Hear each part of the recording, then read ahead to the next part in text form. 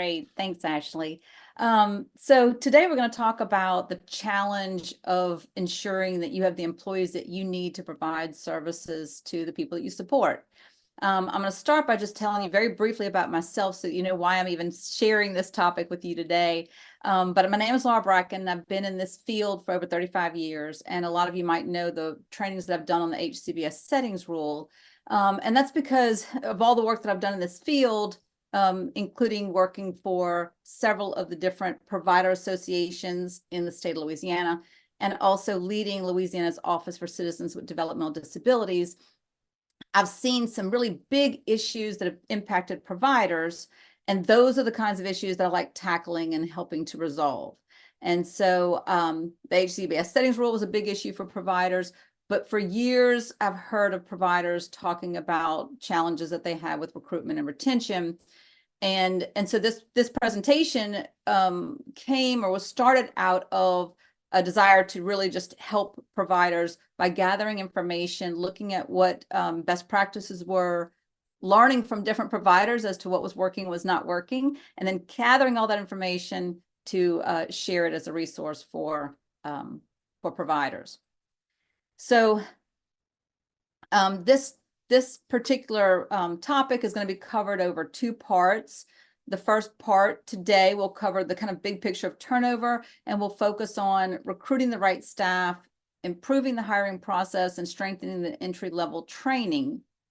And then part two, which will be on, I believe, April the 10th at 1 o'clock Eastern time, we'll talk about providing employment supports, promoting peer support. We'll talk about supervision, advancement opportunities, inviting participation, recognizing and rewarding staff, and then also measuring progress. Now, if you think about the topic of turnover, and I just realized I need to share my screen. I've been talking to you and not sharing my screen. Hang on 1 second. Okay.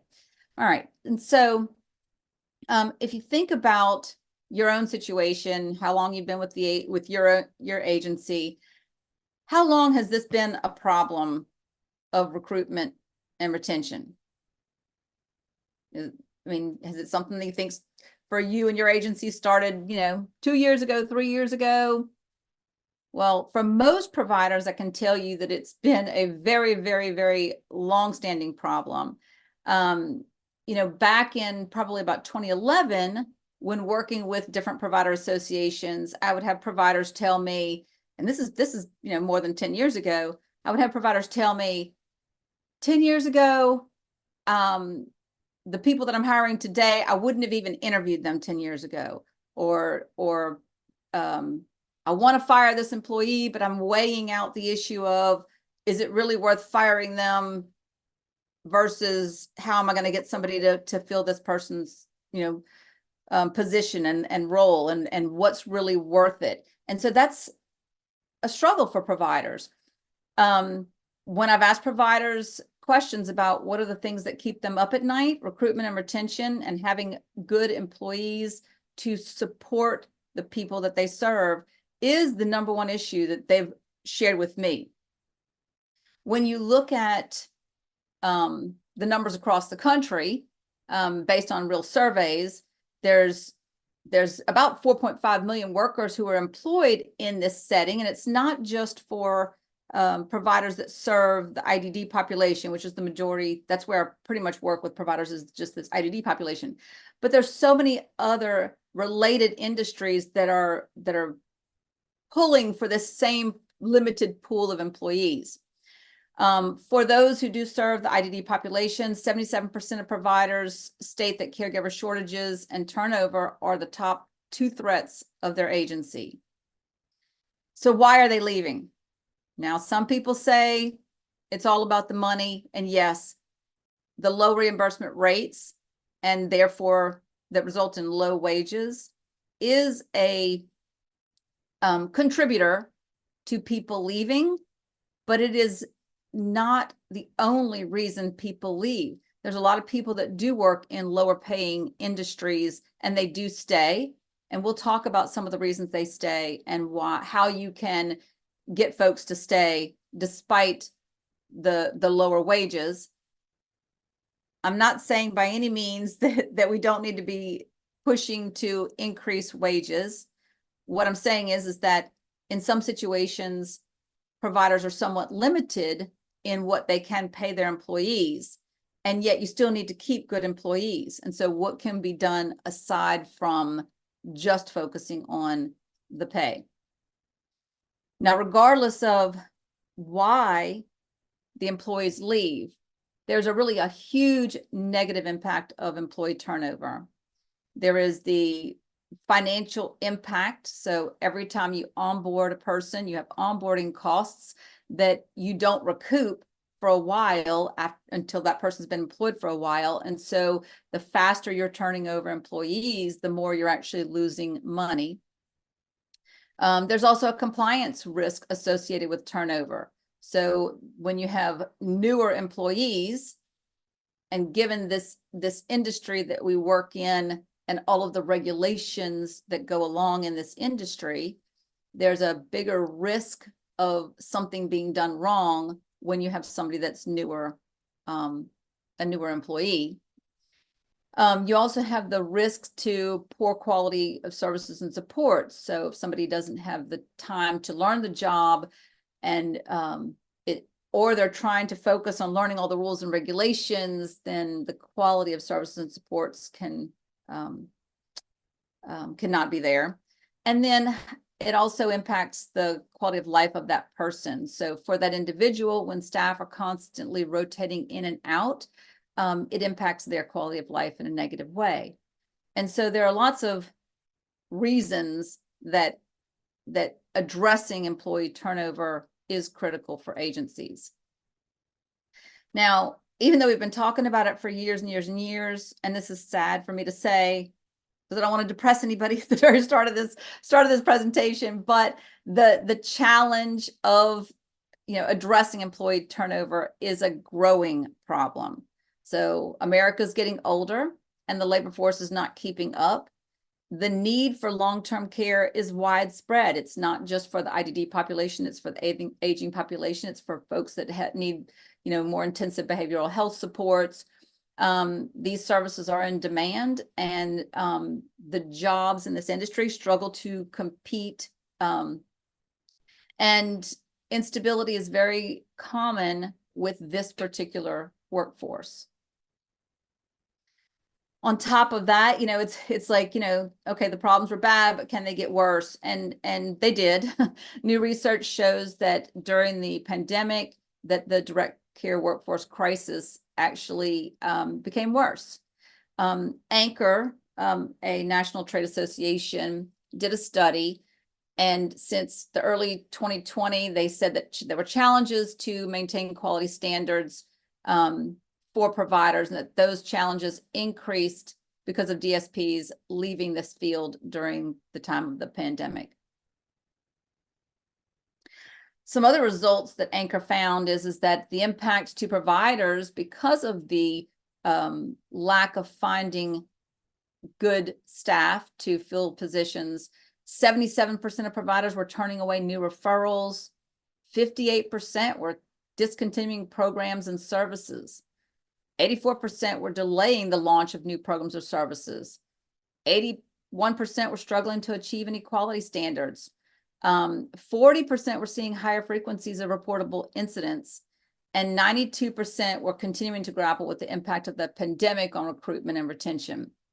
These are big numbers, all of which show a significant problem to this industry, but also a growing problem for this industry. So enough of the bad news. Is there anything we can do about it? And the answer is yes. But all providers are different, and therefore, because of their differences, there are different reasons and different combinations of reasons for turnover. And so it's very important for providers to really evaluate what are the specific reasons for turnover at their agency so that they can strategically address those challenges. And then the other thing to keep in mind is that there is no number one strategy, that if you do this, it's going to fix all of the problems. No, you need a toolbox of strategies, multiple strategies, and then you really need to figure out, of all of the strategy options that are available to you, which ones are going to be the best ones to implement for your agency.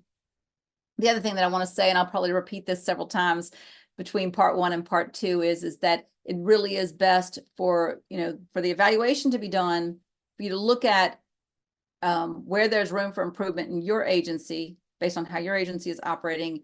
What are the strategies that are going to target that, and actually put that into an action plan or strategic plan for your agency, so that you can actually work on it very strategically. The other thing is that if your agency does a strategic plan on a regular basis, I would encourage all providers to include recruitment and retention in your strategic plan from this point forward. Now, if you're, if you have a board and you only do your strategic planning once every, 3 years, 5 years, and now is not the time, then I would encourage providers to develop an action plan that they can begin working on immediately, and then either incorporate it into a larger strategic plan at some point in the future. The other option is to, because of the importance of it, is to go in and revise your strategic plan to make sure that this is something that is really focused on in your agency. Long term, I believe it is going to be make the difference for providers who are successful versus providers that continue to struggle. And so, because this issue is so big, where do you start? I know some people have heard the term, how do you eat the elephant one bite at a time?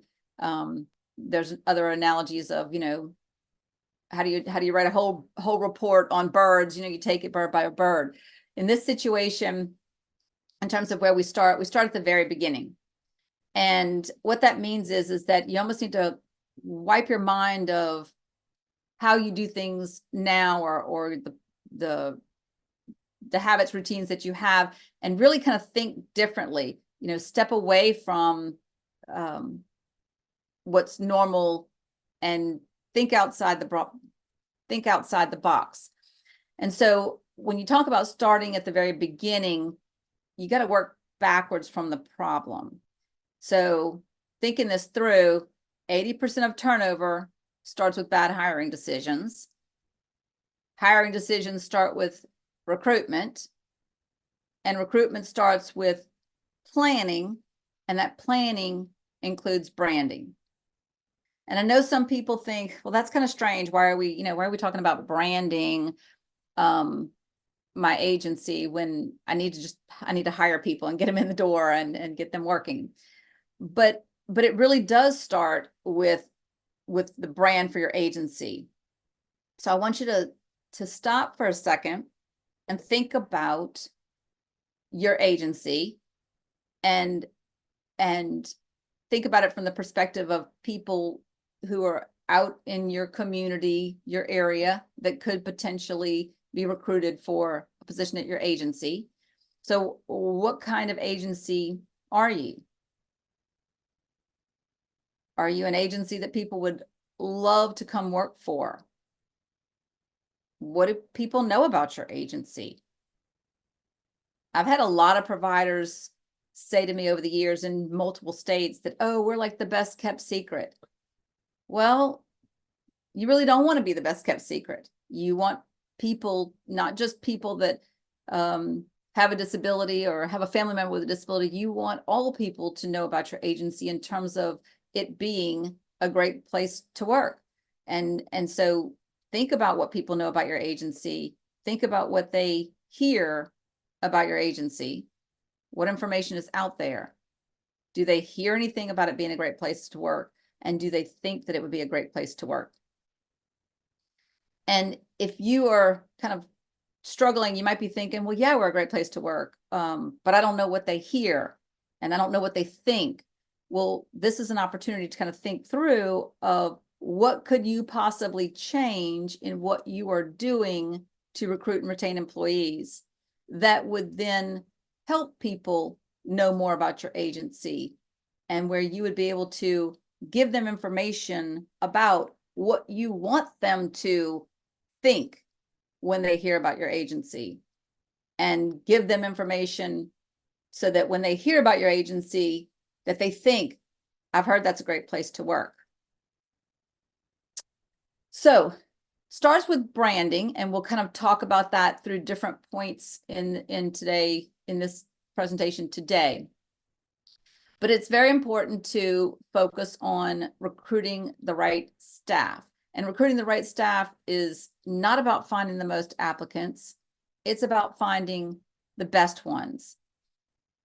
If there's folks that you are pulling in and they're coming in just because it's a job, like they're available, you have an opening, they can do it, then it's less likely that they're going to wind up staying. And so the more you can focus on finding the right person, the more likely they are to stay employed.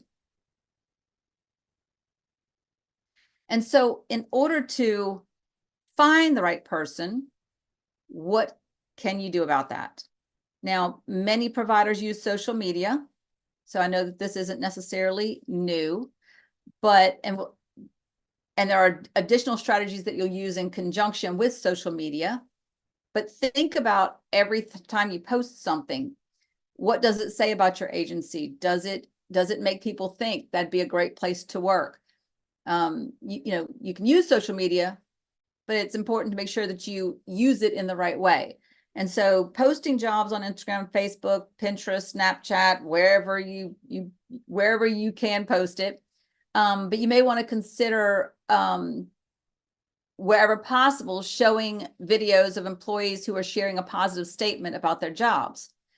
You can also use your website for recruiting and retaining employees by, again, recording 15-second videos of DSPs in action. I know of a provider who held a TikTok challenge within their agency and then posted that information to their website as well. And so, thinking creatively about how are you using social media? Are you posting information that shares with others an image of that would be a great place to work, and making sure that that information gets out. So finding the right employee does require using multiple methods. Social media is one, but also another thing is to look in different places than you've looked before. So some providers have done this, others have not, but one is hiring from churches. It's not just a matter of posting an announcement on a bulletin board there, but making connections with people that could help you find the right person. So contacting the pastors, ministers, asking them for 15 minutes of their time, and then talk to them about your need for hiring folks, the kind of person that you're looking for. And then if there's folks in their congregation that could possibly be a good fit, then you're getting direct referrals that will help to strengthen that person who applies with an interest in staying. Interestingly, there's research that shows that folks who have a center of God actually make for better caregivers. And so that caring and supportive attitude can carry over into providing supports for the individual. You can make post announcements at bus stops. You can post announcements at college campuses, but I encourage you to don't market passively. So whenever possible, don't just post the flyer, even on a college campus. Instead, go and speak to someone that's the head of student affairs, or if there's a job center located on the campus. And in everything that you put out, it's important to include a name and contact information on all materials. And it's important to put a real name, not just the name of your company. So you want to make things as personal as possible for them to have a personal connection, and to help build that personal connection with folks that are interested in possibly applying.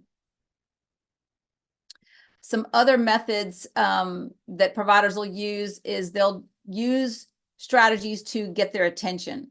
So people, will pass by locations every day and not really pay attention to what they're passing.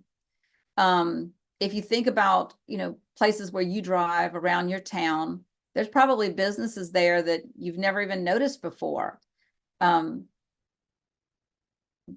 if that agency that's there puts out something like the Wavy Man, I don't particularly like the Wavy Man. I think it's kind of creepy, but it does get people's attention in ways that other things don't. And so it could be a strategy that you would want to use. Another thing that gets people's attention is incentivizing employee referrals. So you can encourage people to refer folks, but you will likely get more of a response if you incentivize those referrals. Some of the things that I've seen people do are like $10 gas cards for referrals, or 5 for 5. So like 5 hires get you into a drawing for $5,000. Now, not 5 referrals, but 5 hires. So if they refer a bunch of people, 5 of them wind up getting hired, then that person that did those referrals that resulted in hires goes into that drawing for $5,000. I've also heard of 10 for 10. You might be thinking, well, wow, $5,000, that's a lot of money. But if you think about the amount of money and time that's spent in recruiting and getting folks onboarded, if those folks end up staying longer, you actually would save money in the long run. And then in terms of incentivizing employee referrals, one recommendation is that you start talking about referrals with your current employees on day one at orientation. Let them know that you appreciate the right kind of folks coming to work for this agency, and that if they know of other people like them that would be a really good fit, and you can share with them your referral incentive program, but start talking about it on day one. It doesn't need to be, it needs to be in their mind from that point forward. Other ways to entice them to get them to come into your agency is like a hire and eat incentive. So for example, you might say, come to our agency from 10 to 1 on X date, and we're going to give you an application and, serve you some pizza. It could be an opportunity for them to meet your staff and learn about what you do. People may be hesitant to apply to the agency. They may not know anything about it, but this is an opportunity for them to learn something about your agency and also meet some of the staff. And then another option is sign-on bonuses for individuals. Now with sign-on bonuses, what I've seen that works best is where the bonuses are spread out based on the amount of time that the person is employed, so that it's not just an immediate reward that then they turn around and leave a short time after that. Other incentives are emphasizing your company benefits. Now, I've looked at so many different job announcements, and I would encourage you to do the same thing, where you pull up different provider organizations and look at how they are recruiting and announcing for different positions. There are some that I sit here and think, that's so boring. That's so boring, even though I know what the job is. And there are others that are based on the way that it's worded. It doesn't sugarcoat anything, but it definitely shares a different type of a vibe and makes me think, okay, that's the kind of agency that I would want to go and work for. Now, as I go through this presentation, I will be sharing different resources, especially at the end of part 2. But if you have questions as we go along, or if there's other examples that you want that are not covered here, like examples of good job descriptions, bad job descriptions, things like that, go ahead and put something into the chat box, either questions, more information that you want, examples, whatever it is you want, and I'll try to provide that between this session and the part 2, or I'll include it in the part 2 discussion. So I just want to make sure that you'll get the information that you need. It's just that it was a whole lot to pack into these 2 particular sessions. So, but there really are some good examples of how providers will word their job descriptions. And then think about, in terms of benefits, think about all of the possible benefits that you currently offer or could potentially offer. So for just an example, could there be an option for part-time tuition credit for part-time employees, but that would come along with a certain commitment. So kind of think outside the box of what are the benefits that you offer? What are all the possible benefits that you could offer? And are there some that you want to adopt because it would open up for your pool of applicants that may be interested in your agency? So the second area that we want to cover is improving the hiring process. And so during that hiring process, or having a robust hiring process, is really critical. And so you want to make sure that you build in plenty of opportunities to assess whether the candidates possess the right attributes for the job, and making sure that they're going to really fit in with your organization's missions and values. And so a couple of ways that you can do this is by holding different information sessions. It can be just a general information session. It could be kind of like the meet and eat, where you serve them pizza, give them an application, tell them about your agency. But also, in addition to information sessions, you can invite candidates to follow up with questions to ask you, so that you're developing that relationship and that dialogue, and you're kind of seeing who might be interested. And then, of course, there's opportunities that exist in conducting individual interviews. So one of the most important things that you want to have for someone that's going through that process is you really want to make it easy for them. Now, I have a quote up here that actually came from my son several years ago, in his early 20s, was looking for a new job. And when I asked him about applying for a specific job that I thought he was very interested in, his response was, they wanted me to go into their office and fill out a paper application. Now, I, as a parent, was kind of like shocked, but like, well, of course they do. But with him having grown up using computers for everything versus me, not using computers until, later in adult life, I can see now why he may have said that. So other places, it was just so easy for him to go in and, into his phone, fill out the application.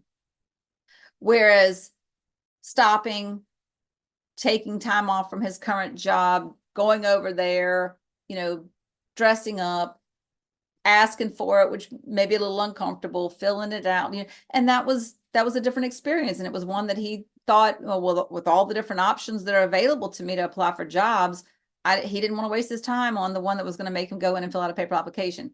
Now, the downside for the agency is that when somebody goes in, it can give you an opportunity to fill out an application. It can give you an opportunity to kind of talk to the person, evaluate, ask questions, meet them.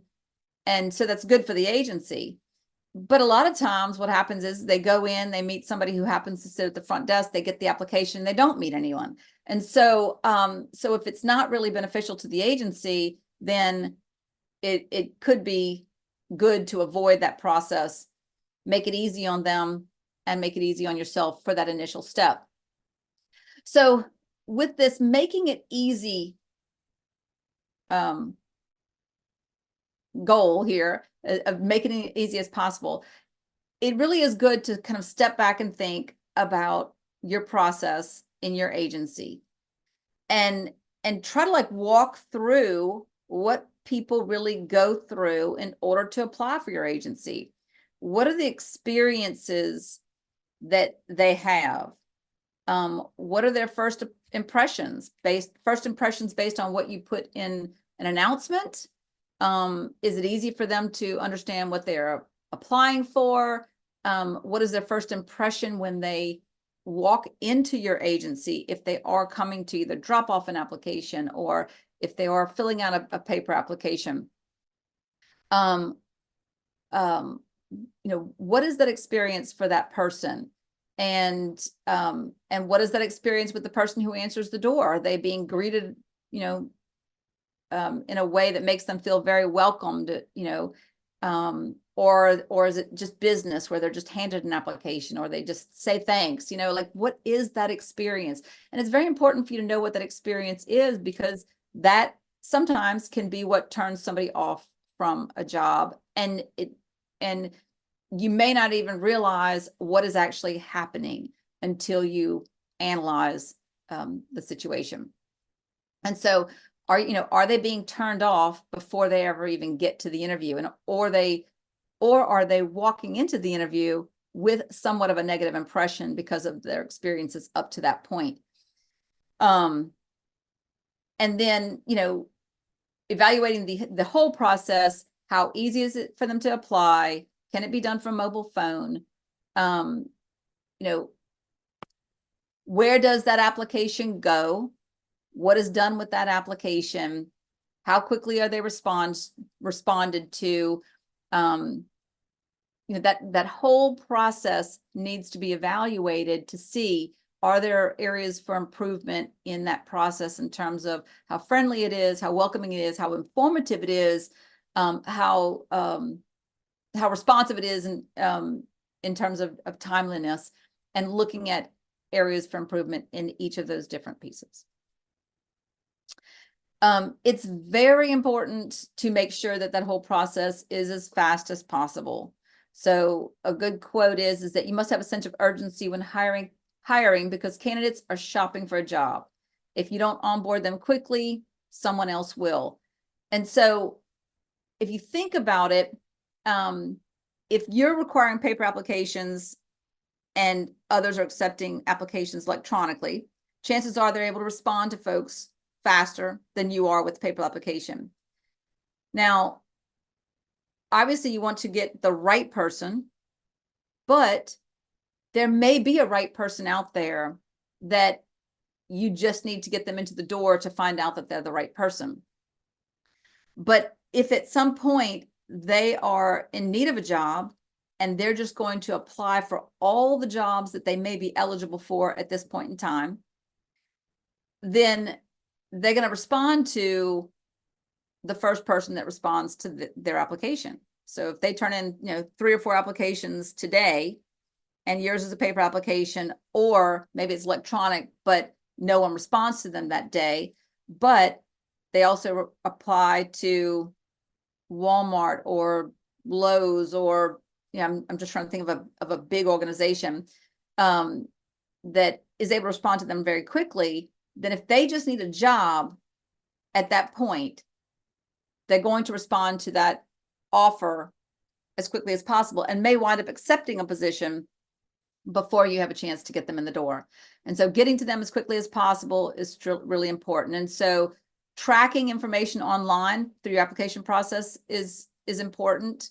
Accepting applications electronically, immediately contacting people, making sure that the interview process is a fast process, and if possible, make immediate verbal offers to folks. So, in terms of the fast interviewing process, ideally, if you can respond to somebody within 24 to 48 hours max, and that will help, reduce some of the ghosting that happens. And if you can offer an immediate verbal response, or provide a verbal offer, what that really means is that, you know, you're giving them some kind of encouragement that, you know, we really like you. This looks like a good fit. There are some other steps that we need to go through and before we can give the final offer, but you're at least giving them some information that makes them think that this is going to come to a job, and keeping them informed about the timelines for how that would occur.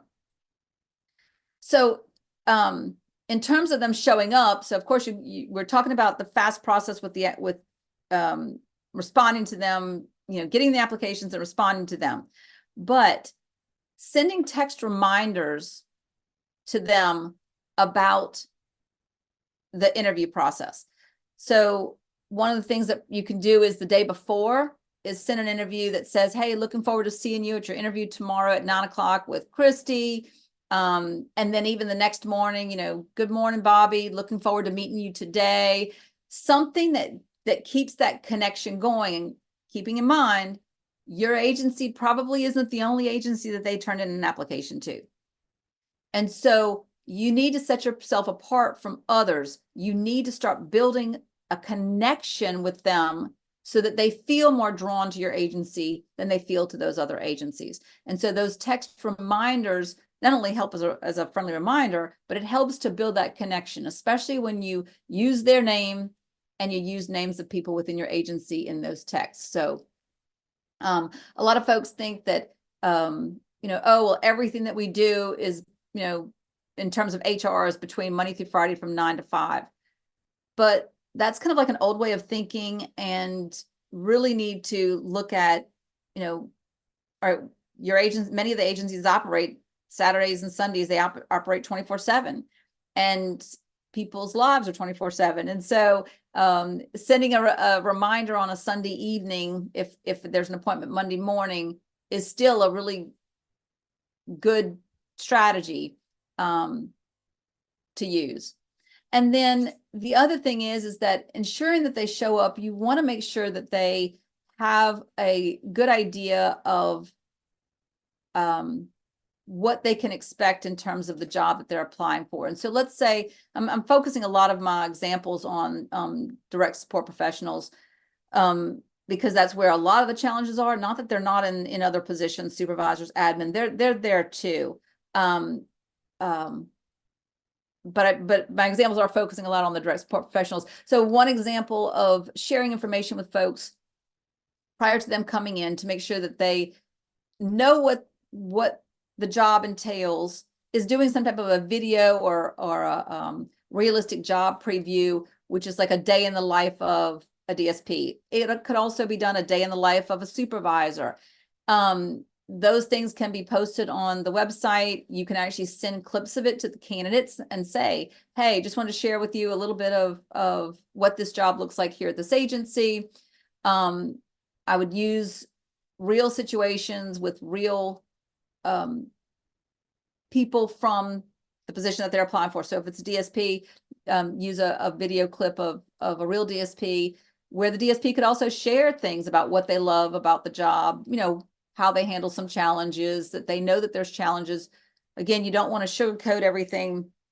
You want them to understand that there are some complexities involved in the work that they do, but at the end of the day, what it is that people enjoy about it, and what kinds of things do they actually do. So a lot of times when folks are hired and then they quit within the first like 6 months, a lot of times it's like, I didn't realize this is what I was signing up for. And so on one hand, providers may think, or you may think, well, I don't want to tell them everything about it because I don't want to discourage them from applying.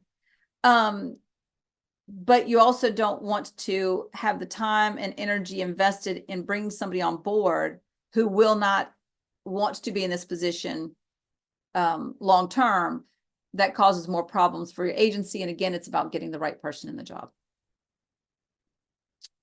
So during that interview process, one of the recommendations that I would have for you is including DSPs in the process.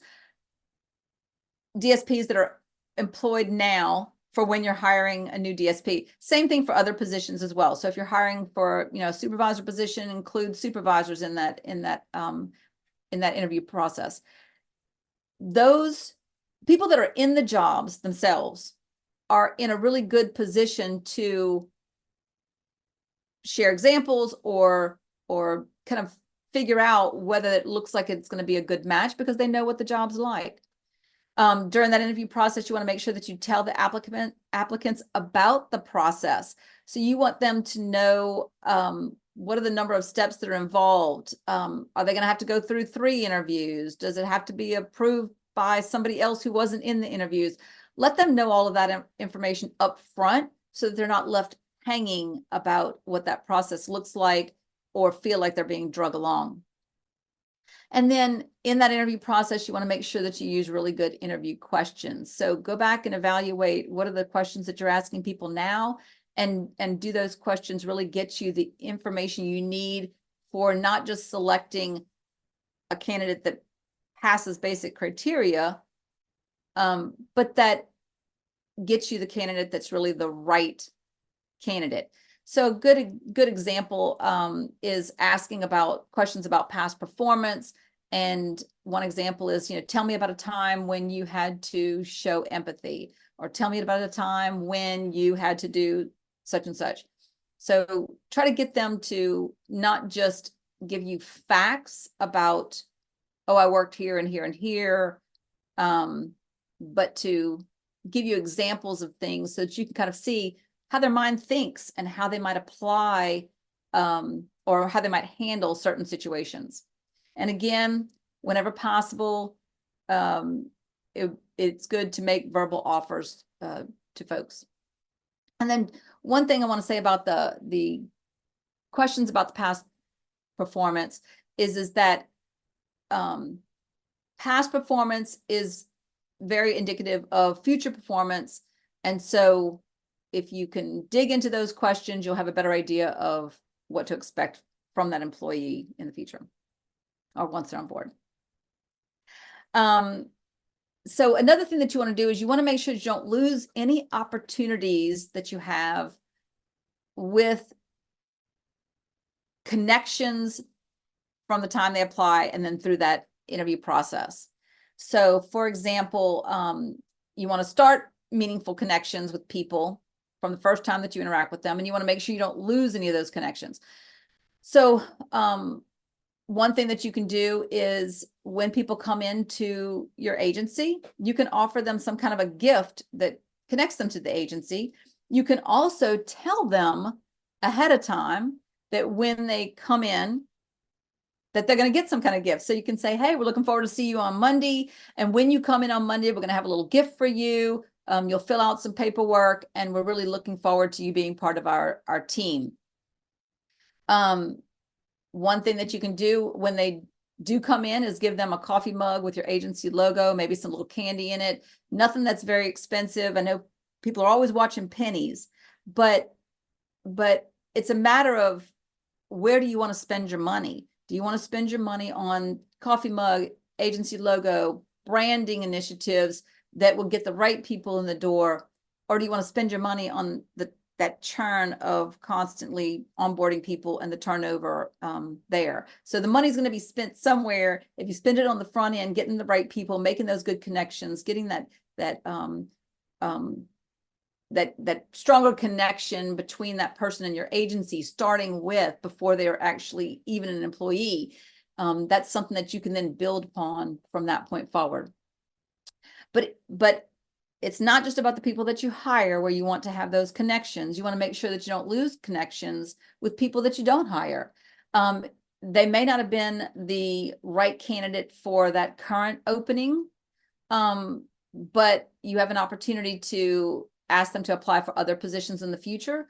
So one of the things that you may want to consider is looking at what type of rejection letter do you send to people when they don't get a job, and how might you be able to change that letter to where you encourage them to stay connected to your agency, and also to even possibly apply in the future, but also positively recommend your agency to other people as well.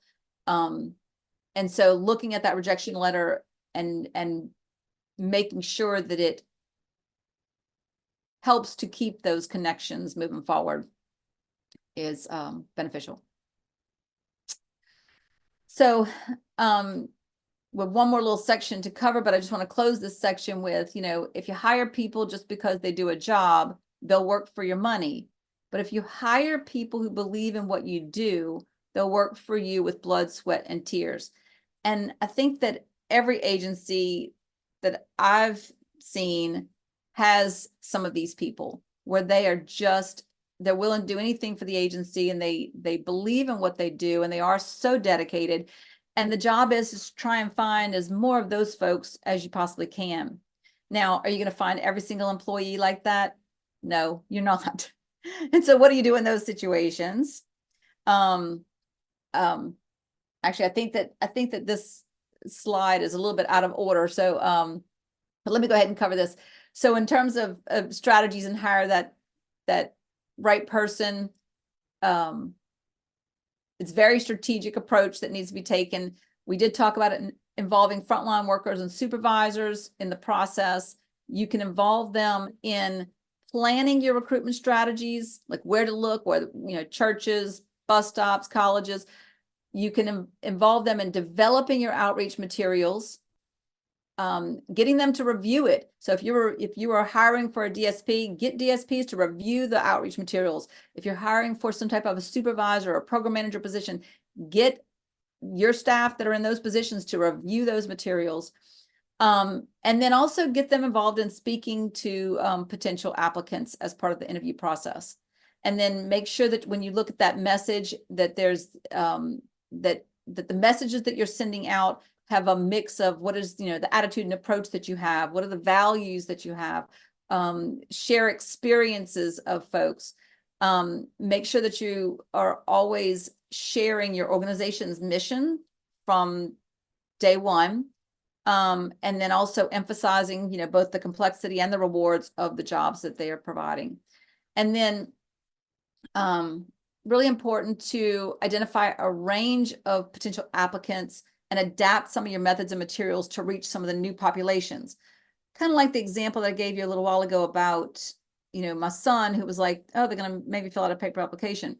Well, if you're wanting to recruit younger people, you need to move more towards the electronic methods. But also think about, okay, what else is going to attract the younger folks? What's going to attract maybe an older population? What's going to attract, if your agency is more women employees and you want to attract more men employees, what's going to attract, that, group, as well as any traditional candidates. So, could be, attracting a certain group of folks that speak a certain language in order to serve the folks that you, or support the folks that you serve. And so think about each of those different groups and how you might target some of those strategies for those groups specifically. And then target your outreach strategies. The broad approach does attract a lot of candidates, but can lead to high attrition. Some other strategies that you want to incorporate are building certain partnerships, like partnerships with churches, partnerships with colleges and universities, and then seeking the referrals from current employees, spreading the word on social media, sharing personal stories and employee reviews is also beneficial. So development can help great people be even better, but if I had $1 to spend, I'd spend 70 cents getting the right person in the door. And so getting the right person in the door is critical. But if it's not the right person, and can all of them be the right person? Probably not. So what is the next thing that you need to do? So next thing is focusing on hiring character, but training skill. And so regardless of what your training looks like now, again, I would encourage you to kind of step back and think about the training and how you could possibly change the training that would help you retain employees and have better employees.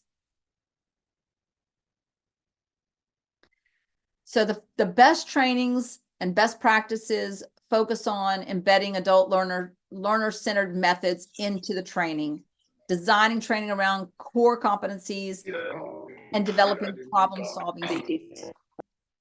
It's important to remember that adults learn best when they feel respected, when the learning environment is safe and supportive, the content is relevant to their needs, the learning activities address different learning styles and challenges, that the lessons encompass 3 learning domains: knowledge, skills, and attitudes, and that opportunities are provided for applying skills in realistic situations. And so this bulleted list can be a really good kind of like check off to assess what your training is like right now. So I would go back and look at how training is done in your agency and say, okay, the way we're doing training, is it done in a way that the folks that are attending training feel respected? Is the learning environment one that they feel like safe and supportive as they're learning? You know, you think about some of the jobs that we're asking DSPs to do, it's a lot of information, and it can feel overwhelming, intimidating for somebody that hasn't worked in this industry before. And so how do we make them feel like this is okay for you to go through this process, and we're here to support you, we're here to help you learn, and we're, you know, we want you to ask questions. You know, how is that done? How is that communicated to them? Look at the training and see, is it relevant? You know, is the training done where it supports different learning styles and challenges? And again, I want to remind you as I'm going through this list, if there are questions where you say, I'd really like some additional examples of how this is done, or what you mean, you know, or how could you take this particular training and address it in certain learning styles, whatever it is, make sure you put those questions in the chat. I'll be happy, again, like I said, to provide additional examples and answer any questions that you have beyond what I'm presenting here today. And so, you know, again, you know, does it include, you know, the different learning domains, you know, knowledge, skills, and attitudes? And then does it also give them opportunities to apply their skills? And so if you want good, competent employees, then you're going to make sure that your training has incorporated these things. So some specific strategies for addressing your training that are also very helpful: breaking trainings into smaller components that build upon one another.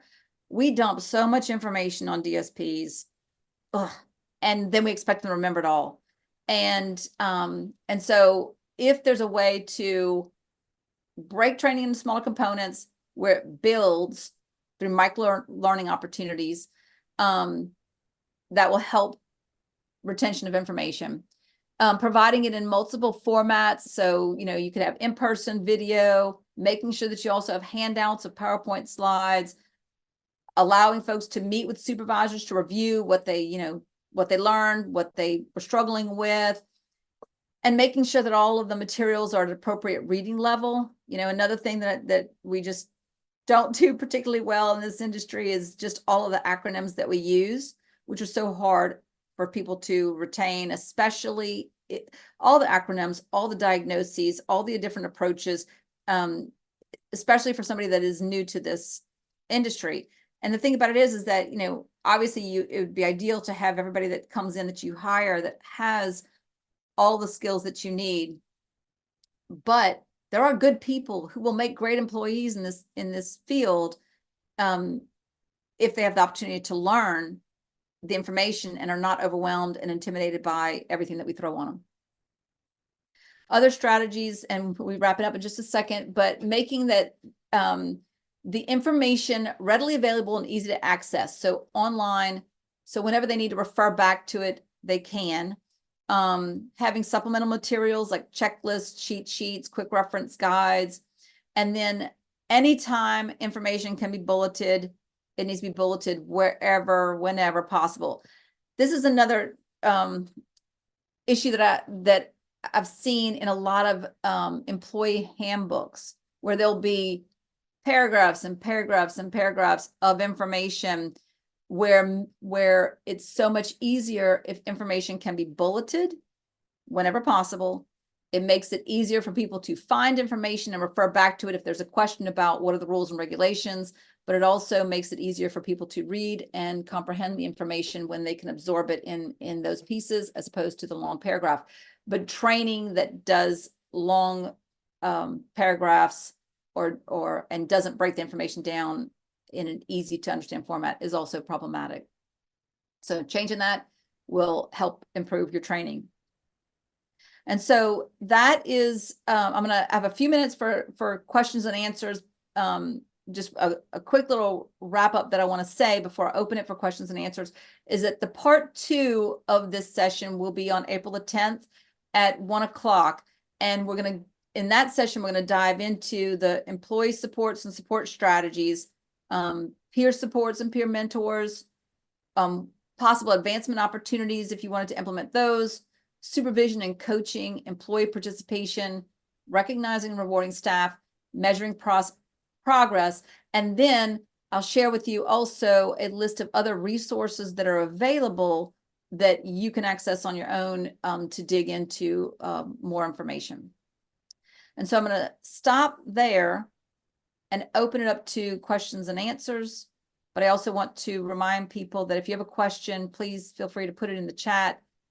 If I don't have the answer for you, I'll find it for you or find the resource for you and either provide it between now and then or incorporate it into the part 2 on the 10th.